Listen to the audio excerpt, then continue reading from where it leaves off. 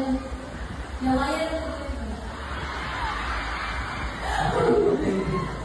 Kasagot pa rin siya mag-Bisaya. Sagot ko, Jukes.